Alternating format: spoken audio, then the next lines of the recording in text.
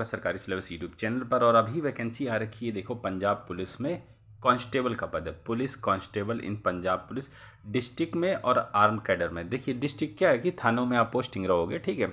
Arm cadre मतलब आप reserve police में रहोगे, ठीक है। तो देखो भाई लोग बाग डिस्ट्रिक्ट वाले में थाना चुनते हैं कि रंगबाजी की बात ही होती है, ठीक है। तो ये 2024 की वैकेंसी है, 1 ऑफ 2024, मतलब पहली वैकेंसी है पंजाब पुलिस में 2024 के लिए। कांस्टेबल की भर्ती, सारी चीज़ों को डिटेल में हम देखने वाले हैं, तो एक एक करके सारी चीज़ें हम देख लेते हैं। देखिए आपके जो फॉर्म वगैरह हैं सारी चीज़ें डिस्कस करेंगे, सिलेबस एग्जाम पैटर्न वगैरह भी देखने वाले हैं, नेगेटिव मार्किंग क्या क्या है सारी चीज़ें देखेंगे, ठीक है। अदर स्टेट वाले फॉर्म भर सकते हैं नहीं भर सकते वो चीज़ भी देखेंगे। आपके ऑनलाइन फॉर्म 14 तारीख से चालू होंगे, 14 मार्च से, ठीक है। और आपके ऑनलाइन फॉर्म खत्म होंगे 4 अप्रैल को। वेबसाइट रहेगी ये, ठीक है। इस वेबसाइट पर जाकर आप अपना ऑनलाइन एप्लीकेशन वगैरह भर सकते हो, ठीक है। आगे बढ़ने की श्रृंखला में एक एक चीज़ बड़े ही अच्छे ढंग से देखने वाले हैं। एक सिलेक्शन प्रोसीजर मैं आपको बता देता हूँ यहाँ से रफली। सबसे पहले आपका एक होगा common computer based test, CBT जिसे बोलते हो। फिर उसके बाद में आपका जो है फिजिकल स्क्रीनिंग टेस्ट और फिजिकल मेजरमेंट टेस्ट, ये दोनों एक साथ ही होंगे, ठीक है। स्क्रीनिंग टेस्ट में थोड़ा इफिशिएंसी वगैरह चेक होगी, मेजरमेंट में आपका बस लंबाई चौड़ाई नापने का जो रहता है वो आपका रहेगा, ठीक है। अब देखिए जो है ना आपकी जो पोस्टिंग वगैरह रहेगी वो आपकी मोस्टली पंजाब में रहेगी, या इंडिया में भी हो सकती है अब्रॉड, लेकिन जो बहुत ज़्यादा चांसेस होते हैं कि आप जो है पंजाब में ही पोस्टेड रहोगे। अब देख सकते हो कि आपकी डिस्ट्रिक्ट वाइज अभी जो मैं भर्तियाँ बता रहा हूँ वो डिस्ट्रिक्ट पुलिस कैडर में कितनी कितनी भर्ती हैं, इनके बारे में हम थोड़ा सा आपको यहाँ से गाइड कर देते हैं। डिस्ट्रिक्ट कैडर में तो देखिए डिस्ट्रिक्ट कैडर में तो काफ़ी ज़्यादा वैकेंसी हैं वैसे, इसमें अगर मैं बात करूं तो डिस्ट्रिक्ट कैडर में एक अच्छी वैकेंसी आपको यहाँ से देखने को मिल रही है। अब देखो कोटा वाइज आप देख लो यहाँ से कि जनरल, ठीक है, SC ST इनकी कितनी क्या क्या सीटें हैं आप यहाँ से चेकआउट कर सकते हो, ठीक है। नंबर ऑफ़ वैकेंसी आपके सामने यहाँ से ये लिखी हुई हैं, और ये जो वैकेंसी है ये लड़कियों के लिए रिजर्व वैकेंसी हैं, आप यहाँ से चेकआउट कर सकते हो इसको। ये वाली सारी लड़कियों वाली रिजर्व वैकेंसी हैं। और आगे देख लेते हैं, ठीक है। SC ST की कितनी भर्ती हैं, टोटल भर्ती जो आके निकल के यहाँ से आई 970 वैकेंसी है, ठीक। महिलाओं के लिए 317 वैकेंसी रिजर्व है। ये कैटेगरी वाइज वैकेंसी कुछ हो गई। अब आगे थोड़ा सा देख लेते हैं आर्म जो आपकी रिजर्व पुलिस है, रिजर्व पुलिस वाइज आप देख सकते हो यहाँ से वैकेंसी कितनी है। जनरल वालों की 328 है और महिलाओं के लिए 94 है। जो शेड्यूल कास्ट वाल्मीकि उनके लिए 80 है और महिलाओं के लिए उसमें 32 सीटें। शेड्यूल कास्ट राम देसाई इनके लिए 80 है और 32 महिलाओं के लिए। बैकवर्ड क्लासेस पंजाब के लिए 80 सीटें हैं और जो है ना महिलाओं के लिए 32 सीटें हैं। एक्स सर्विसमैन जो जनरल कोटे के हैं उन्हें है 56 सीटें और 32 रिजर्व की महिलाओं के लिए रिजर्व है, ठीक है। एक्स सर्विसमैन के लिए भी यहाँ पर हैं। और जो है इकोनॉमी वीकर सेक्शन के यहाँ से देखें तो 80 सीटें इनके लिए भी हैं।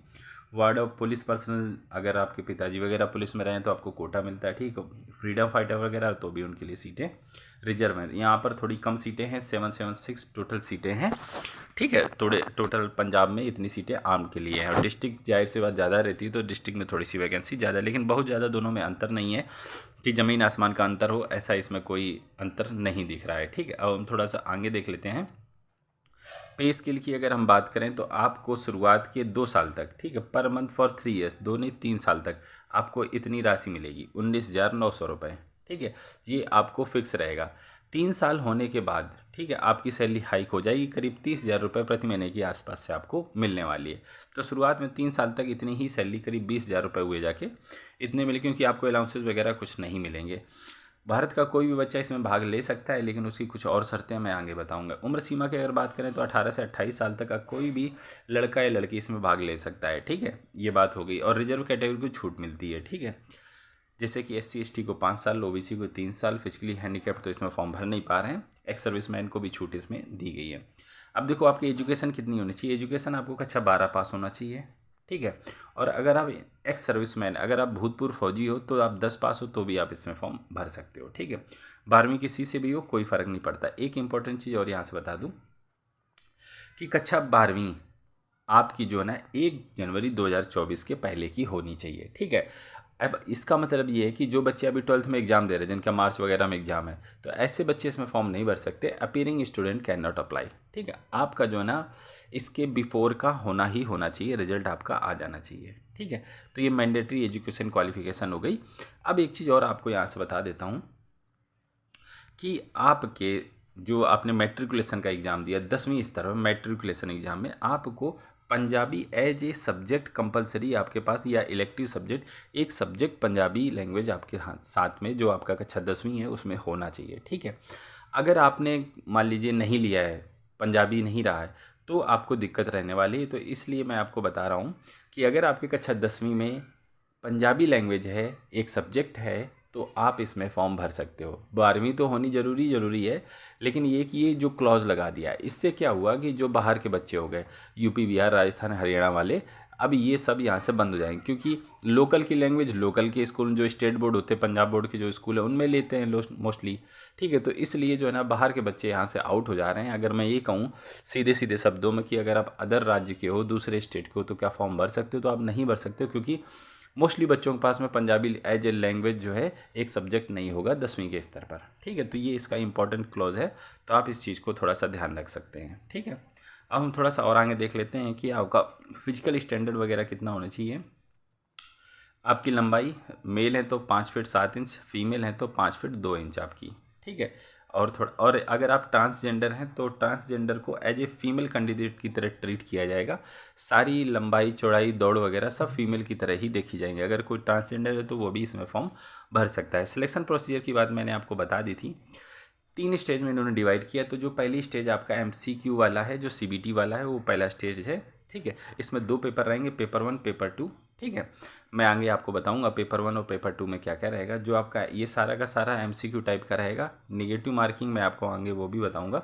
इसमें वैसे निगेटिव मार्किंग नहीं होती है पंजाब पुलिस में। अब स्टेज 2 में आपका क्या रहेगा वो भी आप देख लो। इसमें आपका फिजिकल मेजरमेंट टेस्ट रहेगा, जिसे PMT बोलते हो, और फिजिकल स्क्रीनिंग टेस्ट PST और PMT, ये दोनों चीज़ें रहेंगी। इसके बाद स्टेज 3 जिसकी बात कर रहे हैं, ये आपका डॉक्यूमेंट वेरिफिकेशन है और कुछ नहीं। अब देखो, जो आपका स्टेज 1 है, ठीक है, जो स्टेज 1 आपका रिटन एग्जाम है, उसमें 2 पेपर हैं। दोनों पेपर में क्या क्या आएगा आप यहाँ से चेकआउट कर सकते हो। पेपर 1 में आपका 100 क्वेश्चन रहेंगे, एक क्वेश्चन 1 नंबर का रहेगा। पेपर 2 आपका जो रहेगा एक क्वालिफाइंग टेस्ट रहेगा और पंजाबी लैंग्वेज का रहेगा। ठीक है, और जिसमें 50% बस नंबर लाना, इसके नंबर फाइनल मेरिट लिस्ट में नहीं जुड़ेंगे। तो दम आपको कहाँ दिखानी? पेपर 1 में। ठीक है, 100 क्वेश्चंस आएंगे, जितनी इसी के बेस पर मेरिट बनने वाली, बाकी दौड़, मेजरमेंट, किसी का कोई नंबर नहीं, बस क्वालिफाई होना है। पेपर 2 में भी क्वालिफाई होना है, बस पेपर 1 जो है, बस इसी में जितना आपने तान दोगे ना, बस उतनी बल्ले बल्ले होने वाली है। अब देखेंगे जो आपका पेपर 1 है उसमें क्या क्या चीज़ें आपके रहने वाली हैं। पेपर 1 में सबसे पहले आपका आने वाला है 2 घंटे का टाइम रहेगा। ठीक है, और 100 क्वेश्चंस रहेंगे। उसमें सबसे पहले जनरल अवेयरनेस आप यहाँ से चेकआउट कर सकते हो। इसके टोटल 35 क्वेश्चंस रहेंगे आपके। तो आप यहाँ से स्क्रीनशॉट ले लो जनरल अवेयरनेस में क्या आ रहा है, क्योंकि हम पढ़ के सुनाएंगे तो आपका टाइम ज़ाया हो जाएगा। गणित में आप यहाँ से देख लो कितना क्या क्या चीज़ें आएंगी। 20 क्वेश्चंस रहेंगे गणित के आपके। ठीक है, इसके बाद रीजनिंग में आप यहाँ से चेकआउट कर सकते हो कि क्या क्या चीज़ें आ रहे हैं, और 20 क्वेश्चंस रीजनिंग के रहने वाले हैं। ठीक है, अब बचा इंग्लिश लैंग्वेज। ठीक है, इंग्लिश लैंग्वेज में आपका क्या है? इंग्लिश लैंग्वेज में आपका जनरल है, इसमें कुछ खास नहीं है, रीडिंग कंप्रेंशन वगैरह है, और 10 क्वेश्चंस इसके रहने वाले हैं। ठीक है, तो आप बात समझ गए, यहाँ से हमने इसके बारे में डिस्कस कर लिया। ठीक है, और इसके बाद आपका जो है ना पंजाबी लैंग्वेज का भी इसमें चीज़ें आपकी रहने वाली हैं, क्योंकि मुझे पंजाबी आती नहीं तो मैं इसको पढ़ के आपको नहीं सुना पाऊँगा। ठीक है, इसके बाद जो है ना कंप्यूटर वगैरह से रिलेटेड चीज़ें आपसे पूछी जाएंगी, 5 प्रश्न रहेंगे। तो ये आपका पेपर 1 का हो गया। अब पेपर 1 में ही आपको बेहतरीन करना, बहुत बेहतरीन करना, ताकि आप जो है ना 1, 2, 3 नंबर से कम लटको ना। पार तो पार, नहीं तो नैया 10 नंबर पीछे, तो कोई ज़्यादा दर्द नहीं होता। जो 1, 2 नंबर से रह जाते हैं ना, ज़िंदगी भर दर्द का शिकार रहते हैं। तो ऐसा मत करना, तैयारी करना तो दबा कर देना। पेपर 2 आपका जो जनरल नेचर का है। ठीक है, मैंडेटरी आपको बस क्वालिफाई करना है, इसमें कुछ खास नहीं है। आपका जो है ना मैक्सिमम मार्क 50 है, 1 घंटे का रहेगा, बस आपको क्वालिफाई करना है। तो उम्मीद करता हूँ ये चीज़ें आप समझ गए होंगे। ठीक है, नेगेटिव मार्किंग का मैंने आपको बताया था कि इसमें नेगेटिव मार्किंग नहीं होती, तो आपकी इसमें नेगेटिव मार्किंग नहीं होने वाली है। और थोड़ा सा आगे देख लेते हैं, नॉर्मलाइजेशन किया जाएगा, उसके बारे में हम बात नहीं करेंगे उतनी ज़्यादा। ठीक है, जो आपका रिटन एग्जाम है, इसमें मिनिमम आपको 40% नंबर लेके आने हैं। ठीक है, और जो है तभी आप जो है ना आपको मेरिट लिस्ट में शामिल किया जाएगा। ठीक है, पेपर 1 में। अब पेपर 2 की बात करें तो मिनिमम आपको 50% नंबर लेके आने, तभी आप क्वालिफाई माने जाओ। पेपर 2 मतलब जो आपका मतलब सिर्फ मेरिट लिस्ट में नहीं जुड़ेगा पेपर 2 आपका। ठीक है, लैंग्वेज टाइप का है, तो उसमें बस आपको 50% लाना है, और जो पेपर 1 है इसमें मिनिमम 40% लाना, तभी आप मेरिट लिस्ट में शामिल हो पाओगे। और आगे देख लेते हैं, स्टेज 2 आपका जो है ना फिजिकल मेजरमेंट रहेगा, ठीक है। फिजिकल मैं आपको थोड़ा सा इसके बारे में बता देता हूँ कि आगे क्या क्या चीज़ें आपकी होने वाली हैं, ठीक है। स्टेज 2 में आपका क्या क्या है आप यहाँ से चेकआउट कर सकते हो कि रनिंग रहेगी फिजिकल स्क्रीनिंग टेस्ट में एंड फिजिकल मेजरमेंट। रनिंग होगी, लॉन्ग जंप होगी, हाई जंप होगी और जो है ना हाइट का मेजरमेंट होगा।